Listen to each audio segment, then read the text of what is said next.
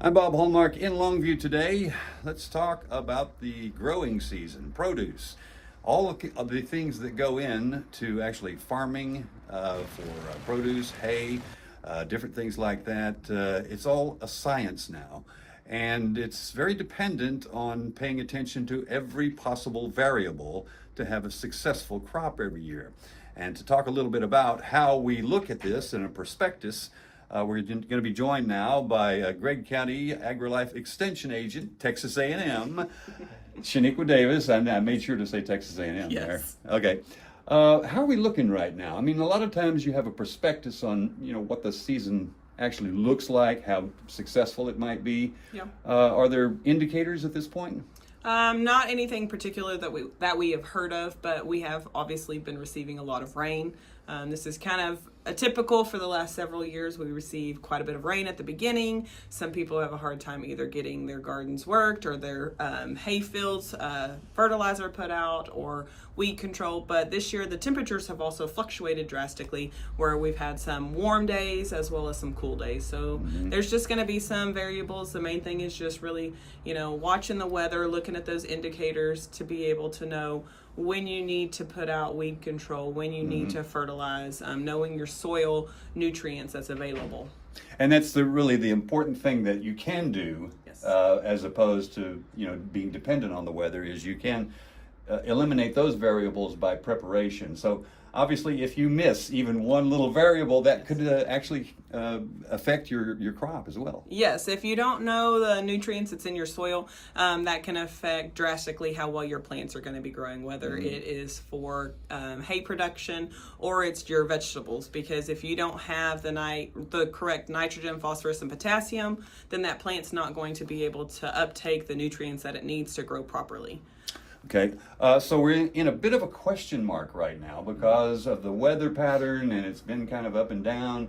We just don't know right now. There's no way to accurately predict whether we're going to have, a bumper crop or whether we're just going to have an average season. Right. So, just the best thing to do is watch the weather. If it starts to get where you're not getting as much precipitation, if you are able to water, that is always important to maintain the water nutrients needs for those plants.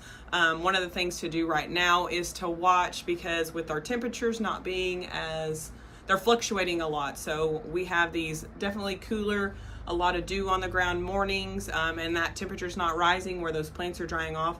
So that can incur a lot of bacterial or fungal growth. So that's something that's important to watch for, to make sure your plants aren't getting weakened in that aspect. Okay. And obviously, the weather being what it is what it is.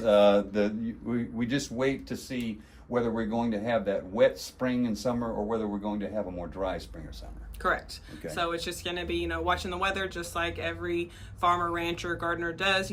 We get to the middle of summer and we're praying for rain. So let's hope that we don't go out to be a really dry summer, and just take care of your crops as best as you can. All right, and we've seen the effects of that in the past, what a dry summer can do.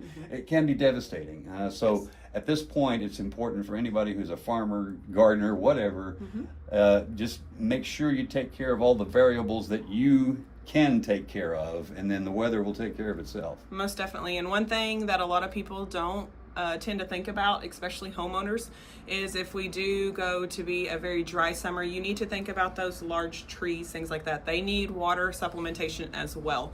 So whether it be your large oak trees, your crepe myrtles, your ornamental trees, fruit trees, you need to make sure that they're getting adequate moisture, because you'll see the stress of that multiple years later. Okay. Oh, I forgot to ask. The one element that peach growers are very interested in was chill hours, and it looks like we came out pretty good.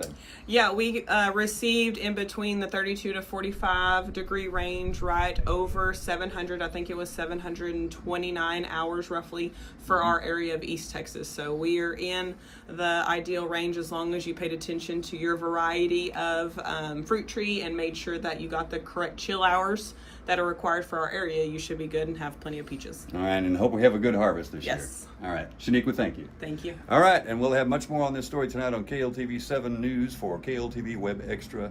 I'm Bob Hallmark.